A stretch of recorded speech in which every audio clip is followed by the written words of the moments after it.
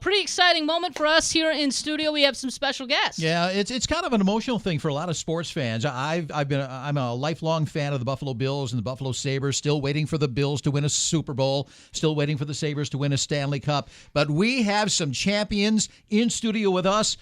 Buffalo Beauts are the champions, and they have the Isobel Cup with them today.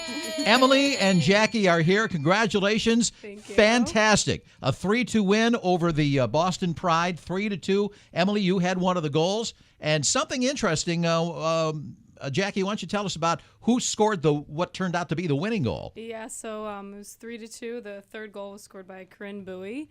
She actually was on the Boston team last year, so it was a little like wow. Twist in the knife there. Oh, yeah, man, that's kind of like the cool way though. Like, yeah, look what I can do. This is a pretty cool trophy, and it's called the Isobel Cup. And Emily, why don't you tell us why it's called the Isobel Cup?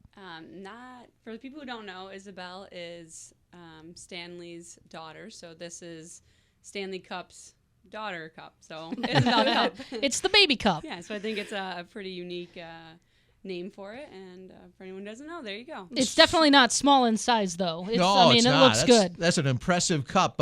All the names of the Boston Pride are on this cup because they won the cup last year, and all the names of the players and the coach and who else would be named on the cup? Probably the GM.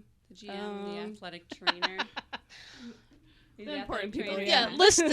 Dale's like, who else is on Yeah, that? who else is on that cup? Well, tell us about the very. Radio station. Tell us There we about go. the moment when you knew you had won the championship. What's that like? Oh my gosh. Well, our goalie Brianne McLaughlin.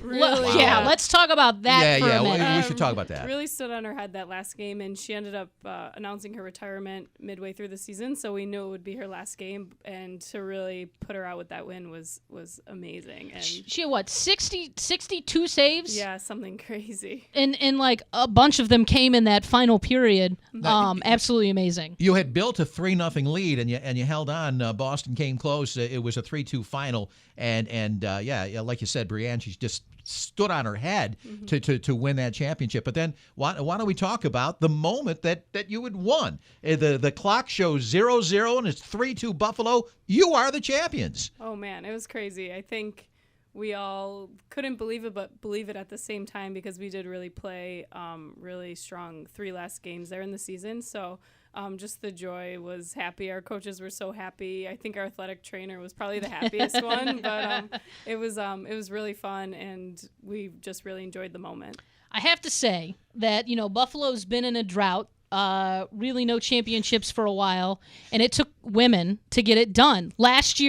Earlier this year, the Western New York Flash brought a championship home. That's a women's soccer team. And now the Beauts bringing home a champion. We just needed to get some women's team in here to get a championship for you, Dale. So.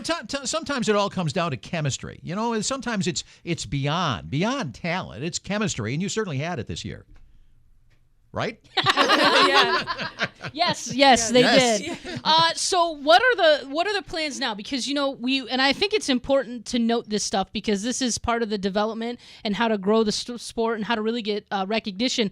The season didn't start off to the best. There's a little rocky start with you and the we'll call it the management, the commissioner, and it's important to note that you guys don't make a lot of money. You're doing this to help grow the sport, to help build it, to help show little girls that there is a future if they want to play sports. So the season was cut short. I know that the national team is kind of going, hey, listen, we want equal rights. We want to be treated like the men. So they're still maybe sitting out on the world. So what does the future now look like for you guys?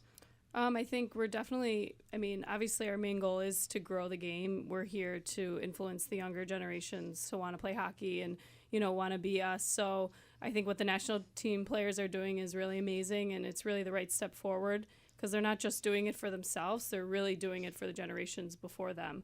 So hopefully they come out with an agreement, and because we want them playing in the Worlds for us, we want them playing in the next Olympics for us. So really just I think everyone should keep doing what they're doing, and we will grow the game, and that's our main goal. In the NHL, the players that win the Stanley Cup, each of them get a chance to take the Stanley Cup home and display it and have fun with it for a couple of days. Is that the same thing with the Isobel Cup? Yeah, so we haven't figured it out quite when and where it's going to go, but I think we get 3 or 4 days with it, and it'll travel around to everyone's hometown, and you get to choose where you want to take it and what you want to do with it. So I think that's pretty exciting. Fantastic. Well, we're excited that you chose to bring it here to us. We had you here on before the season, so we're happy that you guys came back, brought the cup. So we'll have this all up online. So if people want to go to WYRK.com, they can get more information on the Beauts and follow you guys, and hopefully you'll join us again before next season. Yeah, of course. Thank you for having us. Buffalo Beauts, the winners of the Isobel Cup. Thanks so much to Emily and Jackie for stopping in this morning.